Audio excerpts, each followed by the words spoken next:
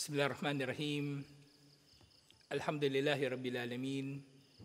Salatu wassalamu ala asyrafil anbiya'i wal mursalin. Nabiyina Muhammadin wa ala alihi wa sahbihi ajma'in. Assalamualaikum warahmatullahi wabarakatuh. So yung mamaya na yan, ito muna tayo inshallah. Kunin muna natin ang Dabul Muta'allimin. So ito yung Fawaidu Tabkiri wal Asbabi Al-Mu'ina Alayhi. Mga pakinabang daw ng pagiging maagap, yung tabkir. Hindi lang ito sa pag-aaral, sa pangkalahatan. At ang mga kaparaanan na magagawa ito ng tao, insyaAllah. So natukoy ng ilan, yung nilul ajri wa husulil barakah, yung pagkakamit ng tao ng gantimpala at pagkakamit niya ng barakah, biyaya sa kanyang gagawin. May mga hadith na ganito ang kahulugan. Yung Allahumma barik li ummati fi bukuriha. O Allah, gawin mong mabiyaya para sa aking umma ang umaga nito. Siyempre yung maagang pagsasagawa ng sala, pinakakamahal-mahal yun kay Allah subhanahu wa ta'ala. Sa pinakamaagang oras na magagawa ito, kumbaga. At iba pang mga hadith. Pangalawa, anna man bakkara fi dhihabihi lidirasa sayakunu nashitan. Yung maagang pupunta sa pag-aaral o namang bagay na pinahalagahan niya, magiging masipag siya inshallah. Kasi yung kanyang pagiging maaga ay magiging kumbaga meron itong positibong epekto sa kanyang pag-iisip na mahalaga yung ginagawa niya. Kasi pag hindi mahalaga sa iyon, ipagpapaliban mo yun Sala, hindi mahalaga sa'yo, halimbawa. O kahit sa ibang bagay. Yung halimbawa, yung sa pagbabayad ng utang, halimbawa. Sinasabi ng mga scholar, yung pagbabayad ng utang, kung pinahalagahan mo yung inutang mo, yung inutangan mo, tapos binabayaran mo ng maaga, so yun yung kumbaga magkaugnay yun. Magkaugnay yung dalawa. Tandimul waqt wal istifadatu minhu, yung pagiging maagap, ibig sabihin gagawin mo ng maaga yung mga bagay-bagay hanggat maaari. So, sa pamagitan nito, nalalagyan mo ng sistema ang iyong oras. So nalalagyan mo ito ng sistema, nasisystematize ito, at kalaunan na sisystematize mo pa ito. May sistema at malalagyan mo pa ng mas maayos na sistema. Masystemize at systematize. So, gawin din, kapag ginawa mo yun, syempre, makapapakinabangan mo ng husto ang oras mo, insyaAllah. Pang-apat, fit tabkiri ownun ala hudurid darsi min awwalihi. Ang pagiging maaga sa pag-aaral ay dahilan o nakakatulong na madaluhan mo yung klase sa umpisa pa lang nito. Napakahalaga nga na madadaluhan mo yung anumang pag-aaral sa umpisa pa lang nito. Kahit sa klase, halimbawa sa eskwelahan, kung di mo na puntahan yung umpisa ng subject, hindi mo na maintindihan ano yung pinag-uusapan sa gitna nito o sa dulo nito kung late ka na darating. Khamisan, min fawaidit tabkiri, al-julusu kariban min ash-sheikh, panglima. Kabilang sa pakinabang nito ay makakaupo ka ng malapit doon sa nagtuturo. At ngayon pang-anim, inshallah, sadisan, la syakka annahu bitawfiqillahi ta'ala. Ang tao daw na maagap o maagang gumagawa ng mabubuting mga bagay, ito'y nangangahulugan lamang, walang duda, na ito ay sa gabay ni Allah. Ibig sabihin, mahal ka ni Allah. Kung ikaw ay kabilang sa mga tao na gumagawa ng mabubuting mga gawain ng maaga, na hindi mo ito pinagpapaliban. Ginagawa mo ito ng maaga, kumbaga the soonest time na pwede itong gawin, ibig sabihin pinahalagahan mo ito. At kapag pinahalagahan mo ito, ibig sabihin nagiging karapat-dapat ka sa gabay ni Allah, sa taufik ni Allah. At syempre, ang taufik na ito ni Allah ay magiging dahilan na madagdagan ka pa ng taufik ni Allah. Alhamdulillah. So, sa paggawa ng mabuti, yung palagi kong binabanggit, hindi tayo papasok sa paraiso sa pamagitan ng mabuti nating gawa. Ayon doon sa nababanggit sa mga hadith. Papasok tayo sa paraiso ayon sa habag ni Allah. illa an yatagammana dinillahu birahmatihi. Liban na lamang nababalutin ako ni Allah ng kanyang habag, sabi ni Propeta Muhammad sallallahu alaihi wasallam. Kahit siya, hindi siya papasok sa paraiso sa bisa ng kanyang mabubuting gawa. Ang saysay ng mabubuti nating gawa ay maging karapat-dapat tayo sa habag ni Allah. Maging karapat-dapat tayo sa habag ni Allah. At pangalawa, sa bisa ng ating mabuting gawa, matutukoy kung gaano kataas yung lugar natin sa paraiso, inshallah. Yun din yung natalakay natin kagabi. Kung pagsikapan na ng tao, inshallah. Huwag niyang iisipin na kahit naman mapunta siya doon sa pinakamababang antas ng paraiso, magiging masaya na siya. May hindi pala ako nabanggit kagabi. Huwag ninyong isipin nyo na okay lang sa inyo mapunta sa pinakamababang antas ng paraiso. Kasi ang mga tao na mapupunta sa pinakamababang antas ng paraiso, alam nyo kung sino? Dumaan muna sa impyerno. Sila yon, malamang, kumbaga dumaan muna sa impyerno. Kasi mga sakto-sakto lang, kumbaga sakto lang talaga na katiting na lang yung pinagkaiba ng niya, nung mabuti tsaka masama. Konti na lang, nasa impyerno na siya. So binigyan siya, kinahabagan pa siya ni Allah. Maring ilalagay pa nga siya ni Allah sa mas mataas. Pero yung galing sa impyerno, maring doon na sila, yun na yung limit nila. Dahil sa kanilang mga kasamaan na nagawa, pero kinahabagan pa rin sila ni Allah. Pero bakit mo pa gagawin yun? Ba't gugustuhin mo pang dumaan sa impyerno? Kumbaga, bakit ang babaw ng pangarap mo? Kung pwede ka naman mangarap ng mataas na lugar sa paraiso.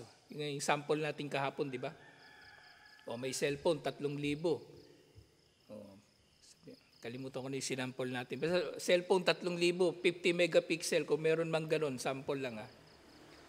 Merong isa, mas mahal lang ng konti, 3,100, 100 megapixel yung camera. Kasi iniisip mo, dito na lang ako sa sa 50 megapixel, 3,000 lang, masaya na ako dyan. 100 lang dadagdag mo dun . Diba? O dito ko naman yung 100. Hindi ganun ang nature ng tao. Ang tao, hanggat maaari gusto niya yung pinakamahal, o pinakamaganda, o kapaki-pakinabang. So ganun din tayo sa paraiso, inshallah. Kasi pag ganun din yung tao, tinan mo, isipin niya, sapat na sa akin yung pinakamababang antas ng paraiso. O nung klaseng mentalidad meron siya. Bahala na. Yan iniisip niya. Kahit ano nila yung gagawin niya. Iniisip niya kahit hindi siya makapagsala ng mga ilang beses, walang problema. Kahit gumagawa siya ng malalaking mga kasalanan, walang problema. Kasi iniisip niya, sapat na sa kanya yung mababang antas ng paraiso. Yung mentalidad niya ang may problema o nagkakaproblema. Kasi mutually may epekto ito sa isa't isa.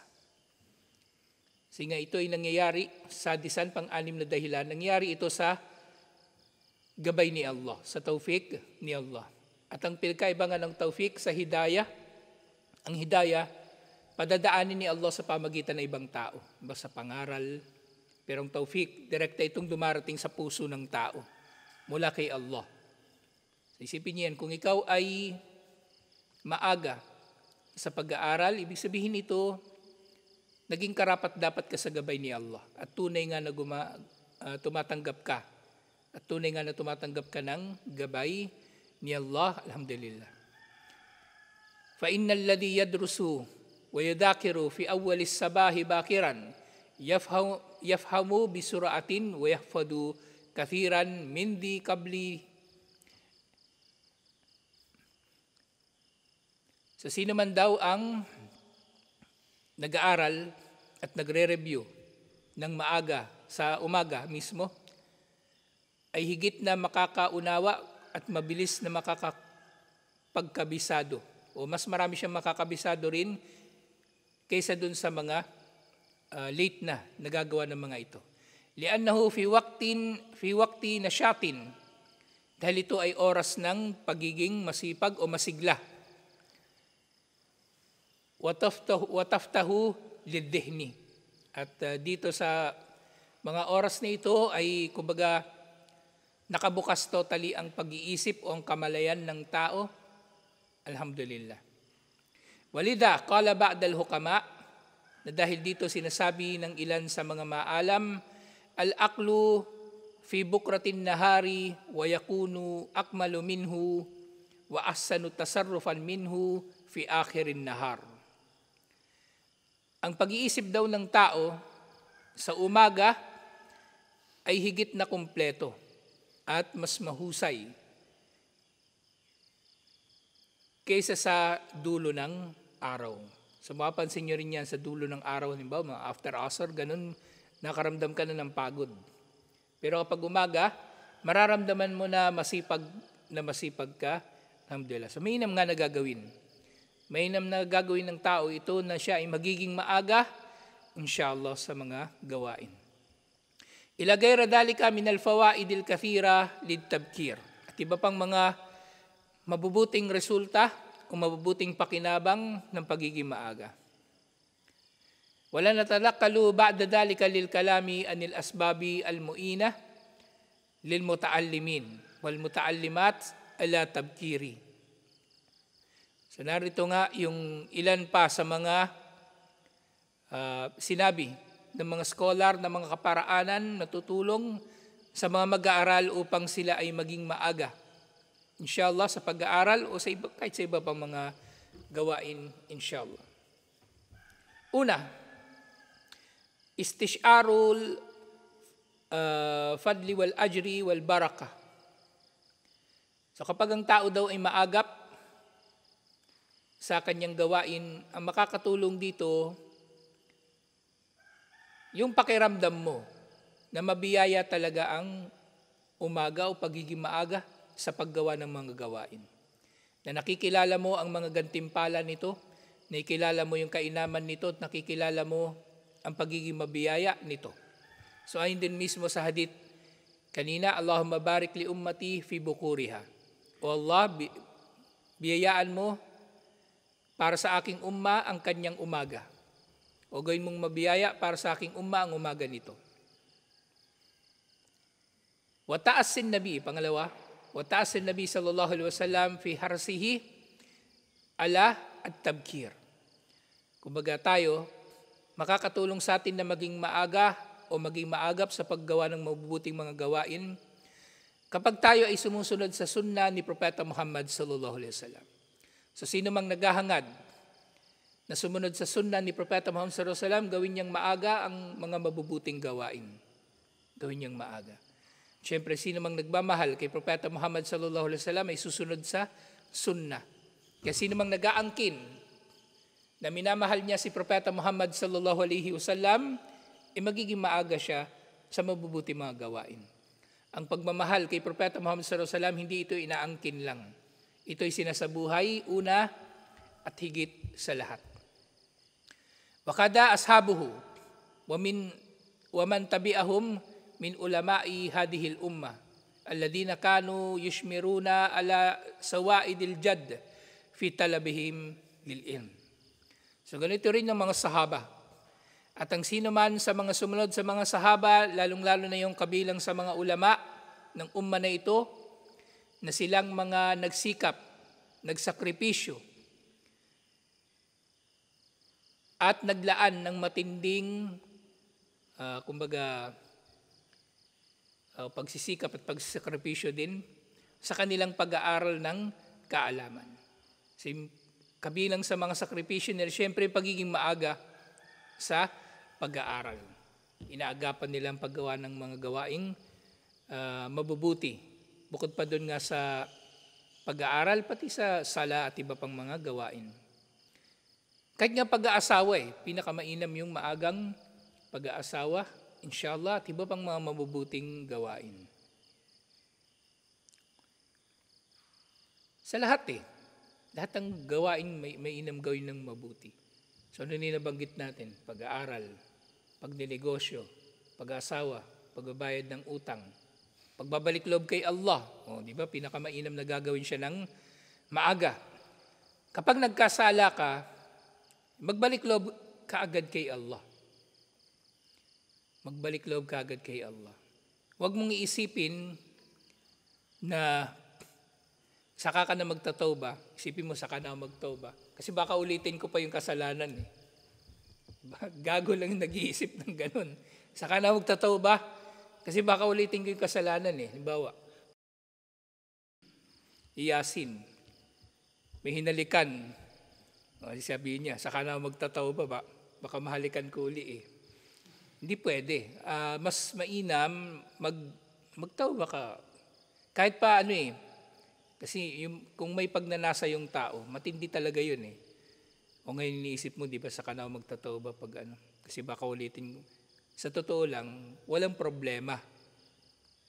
Walang problema na kung mauulit mo yung kasalanan, hindi magtawba ka uli. Ang mahalaga, hindi ko rin naman sinasabing ulit-ulitin mo yung, ito naman. Para may masamang plano na naman to eh. Ang tinutukoy ko, di ba nagtawba ka? Naulit mo yung kasalanan. Pwede magtawba uli. Ang mahalaga, bawat tawba mo, kumbaga iniisip mo, pinaninindigan mo, o mindset mo, ayaw mo na talagang ulitin. Pero kung maulit nga, edi magtawba ka uli. Ganun, magtawba ka uli. Walang problema. Kasi yung problema naman sa ibang tao, di ba ganun nga yung mentalidad nila, di ba? Saka na magtatawba kasi baka maulit yung kasalanan. Walang problema. Ibig sabihin, hindi ko inuulit ko, hindi ko sinasabing ulit-ulitin mo. Ibig sabihin, pwede ka magtawba pa ulit-ulit, walang problema. Kaya wag mong ipagpapaliban ang tawba. Ngayon, yung may ganitong mentalidad, di ba? O ano nangyayari sa kanila ngayon? O inisip nila saka na magtatawba. O inulit-ulit niya yung kasalanan. Hindi na nakapagtawba, namatay. O di tapos siyang may problema. Meron siyang problema. Tapos meron pang mangyayari na, yun nga, hindi talaga nagtatawba kasi iniisip niya, masyado siyang maraming kasalanan. Kaya hindi na siya magtatawba. Bakit hindi rin siya patatawarin ni Allah? Nagmarunong siya, di ba? Inunahan niya na si Allah na hindi siya patatawarin ni Allah. Ganun nga, hindi nga siya pinatawad ni Allah. Sa bandang huli, may epekto pa rin talaga yung yung mindset. Yung mindset ng tao, kung paano niyang kinikilala si Allah. Kaya nga yung naalala ko bigla yung hadith Ana endadan ni abdi bi. Yung hadith. Ako ay kung ano ang inaakala sa akin ng aking alipin. Sabi ni Allah. Hadith Qudsi yun. Ako ay kung ano ang inaakala ng aking alipin tungkol sa akin. Nang karugtong nun, sabi ni Allah, Hadith Qudsi yun kapag lumapit daw yung alipin sa kanya ng naglalakad, lalapit din daw siya sa kanyang alipin ng tumatakbo. So figurative yun. Lagi nababanggit actually ng mga yung mga Asy'ariyah, na yung Ahlus Sunnah daw, pinapaniwalaan nila itong hadith na ito, na tumatakbo si Allah. Pero di ba sila bobo? Figurative yung tinukoy doon di ba? Kahit kayo naintindihan yung sinasabi ni Allah Kung yung tao gagawa ng konting pagsisikap, na magtawba halimbawa, si Allah, mas matindi pagsisikap niya, natanggapin yung tawba mo. Yun ang ibig sabihin doon. Na kung tayo lalapit tayo kay Allah na naglalakad, si Allah sa sobrang pagmamahal niya o tindi ng kanyang pagmamahal, lalapit din siya sa atin na tumatakbo. Yun ang ibig sabihin doon. Sila ginawa nilang kita nyo na kayo Ahlus Sunnah, ginagawa niyong tao si Allah tumatakbo. Hindi yun ang ibig sabihin doon. Ang ibig sabihin doon, si Allah, kumbaga, mas malaki ang kanyang pagnanasa o pagnanais na tanggapin ang ating tawba kaysa sa ating pagnanais na magtawba at mapatawad ni Allah. Sino mang naghahangad na mapatawad ni Allah, ang kagustuhan ni Allah na magpatawad para sa kanya, mas matindi. Yun ang ibig sabihin yun. Ang problema nga sa kanila, malisyoso sila Silang malisyoso. Nabanggit sa Quran, may mukha si Allah. Sabi nila, hindi mukha talaga yan. Iba yan, karangalan ang ibig sabihin dyan. Ba't sino ba nagsabi sa mukha ni Allah katulad ng mukha ng tao? Kamay. Ba't sino ba nagsabi sa iyo na yung kamay ni Allah katulad ng kamay ng tao na inihahalin tulad yung kamay ni Allah sa kamay ng tao? Malisyoso sila. So ito yung kumbaga, yung paliwanag dito, na yung tao dapat nagmamadali sa anumang gawain. nagmamadali sa namang gawain. Yung nga, nabanggit natin tauba, di ba? Na dapat magang ginagawa. Ano pa ba? Sala. Lahat ng mabubuting gawain, gagawin sa the soonest na possible na oras. Kasi may mga gawain pagsamba na merong lang takdang oras, di ba? Halimbawa, yung sala. Yung duhor, di mo pwedeng gagawin sa sunrise. Eh pag nagada na ng duhor, halimbawa dumating na yung oras ng duhur, tas wala namang jamaa, bawa kayo sa JNT, diba, nandun kayo sa labas. Dumating na yung oras ng duhur, tapos nagkaroon ka ng bakanting oras, nagsala ka na, mainam yun. Kasi pagpapaliban mo, isipin mo, di-deliver mo na ako ng parcel. Kinapos ka ng oras. Baga na, mas mainam na maagap mo na gagawin yung mga bagay, inshallah. Waidan, lanahrusu ala adai salatil fajri ma'al jama'ati fil masjid. Sa gayon din, makakatulong na magkaroon ng mentalidad ang tao, yung mentalidad na magiging maagap sila sa mga bagay-bagay kapag sinanay nila ang kanilang mga sarili na maging maaga sa salatul fajr kasama ang jama'a sa masjid. May kita mo nga rin naman yan. Yung tao na tamad, kumaga sa mga gawaing pagsamba, may kita mo rin yung tamad talaga sa mga sala, lalong-lalo na. Parang istorbo na lang sa kanila. Kasi yung mangyayari na yung tao, darating na lang yung ikama, tapos pagkatapos ng sala, saka lang yung magsusunna. So, paulit-ulit, araw-araw, hindi pwede. Ang sunna, isinabatas bago ang fajar. Ngayon kung babaligtarin mo na yung ginawa mo ni nakagawian, di binaligtad mo ang sunna at yun ay may tuturing pa rin na paglabag. Ngayon sasabihin ng tao, nalita ko anong magagawa daw niya? Parang sinisisipan niya na bakit ang aga ng fajar? Hindi Yung fajar, pabago-bago ng oras at nalilate pa rin ang tao. So ibig sabihin ng problema nasa kanya, wala sa oras ang problema. So kabilang sa mga magbibigay sa tao ng tamang mentalidad sa pagiging maagap, inshallah ay ang kanyang pagiging maagap din sa sala, lalong-lalo ng fajar. Fa inna dalika aunun minallahi ta'ala ala al-istiqadil mubakkira, ala al-istiqadi mubakkiran. Ang mentalidad daw na ito na maaga kang darating sa fajar, inshallah, ay makakatulong na gigising ka ng maaga. Wabud'ul yawmi bita'atillahi ta'ala. At makakatulong ito, nasisimulan mo ang araw mo, inshallah, sa pagsunod kay Allah. Thumma dhihabu lidirasati binafsin munsyariha mutmainna. At pagkatapos ng maaga mong pagpunta ng fajar, inshallah, pupunta ka ng pag-aaral na ikaw ay maginhawa at kumbaga panatag o payapa. So lahat ng ito, kung ganito yung mentalidad mo, mainam at kumbaga may epekto na ito sa buong araw mo, inshallah. Pero kapag pakiramdam mo, halimbawa masyado naman napakaaga ng fajar, kulang yung tulog mo, ayun ka talaga. Hinga ang tao, may kasabihan nga ang tao ay binubuo ng kung anong kanyang kinakain. Tama, kasi kung anong kinakain mo, yung ka rin. Kung haram kinakain mo, haram ka rin. Kumbaga, haram ang iyong pamumuhay. Siyempre, ang tao ay binubuo ng kung ano ang kanyang iniisip. Kung ano yung iniisip mo masyado maaga yung fajar, kulang tulog mo, wala na, maghapon ka nang tatamarin nun. Maghapon ka nang iisipin mo, matutulog ka na lang sana. Kasi kulang yung oras ng tulog mo. Kasi ang aga masyado ng fajar, 4:00 yung adan. Dapat gumigising ka pa, iniisip mo, gumigising ka dapat, para maging 8 hours yung tulog mo, gigising ka pa dapat 5:00. Kung di ka ba tanga, kung gusto mong 8 hours ng tulog, natulog ka 10:00. Di matulog ka ng maaga, di ba? Anong oras ka dapat matutulog para makagising ka ng 4:00 na 8 hours na tulog? 8 a.m. 8 p.m. Pag sinasya nyo, 8 a.m. eh. O, 8 p.m., di ba? O, nalaman mo, ay, Fajar pa lang, aga ng Fajar, alas 4 yung adan na. O, di 8 p.m. matulog ka na. Kung gusto mo ng 8 hours na tulog, kung mahigpit ka sa ganung kasi iniisip mo, kailangan 8 hours yung tulog ko. Kasi pag hindi 8 hours yung tulog ko, mababaliw ako, magiging demented. Magkakaroon ng schizophrenia o Alzheimer's pag kulang-kulang yung tulog. Hindi matulog ka pa aga. Huwag mo sisihin yung Fajar. Kasi Fajar nagbabago-bago yung oras.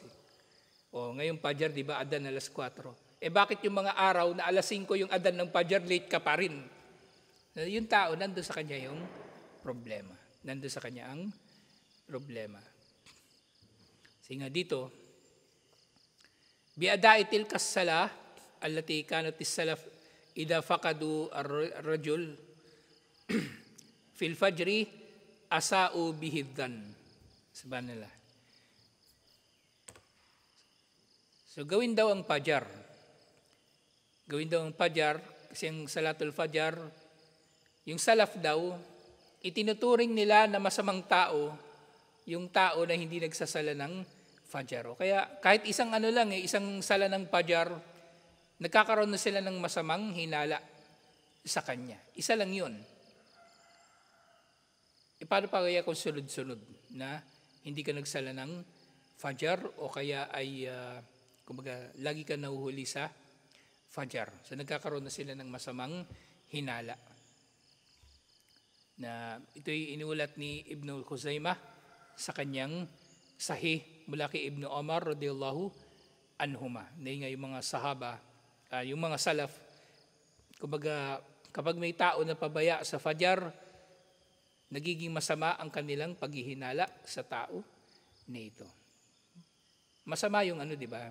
Ipinagbabawal yung suudlan, yung masamang paghihinala sa kapwa, lalo na sa kapatid sa pananampalataya.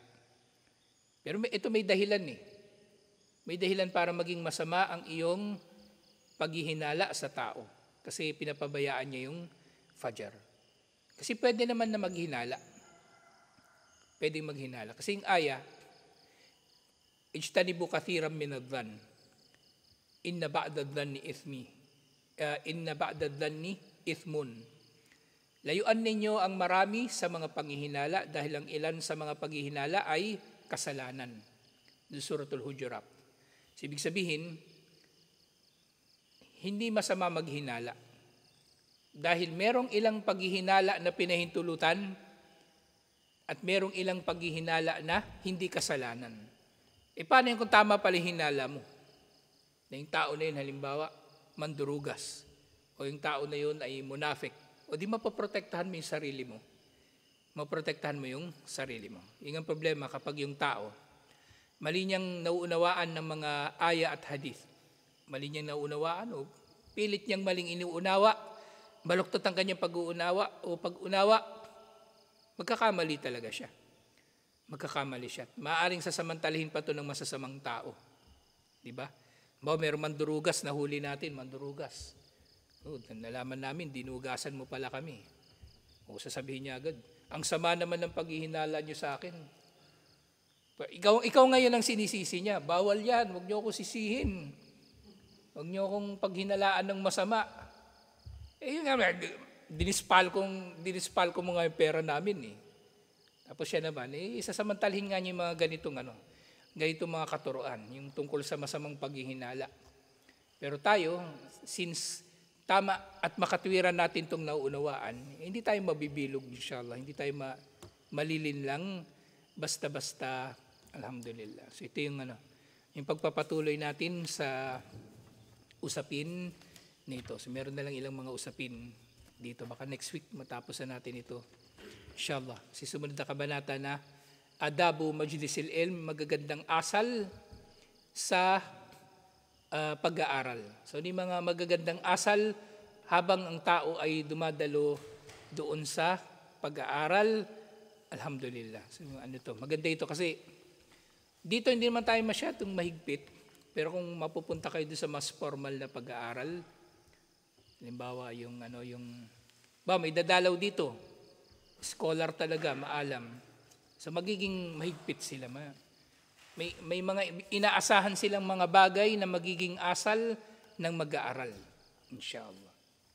Bawa dyan yung paano umupo, paano makinig, paano magtanong. Yun, kasama yun doon sa mga mabubuting asal, inshallah, na mainam na malaman natin. Inshallah. Tutuloy natin to. Assalamualaikum warahmatullahi wabarakatuh.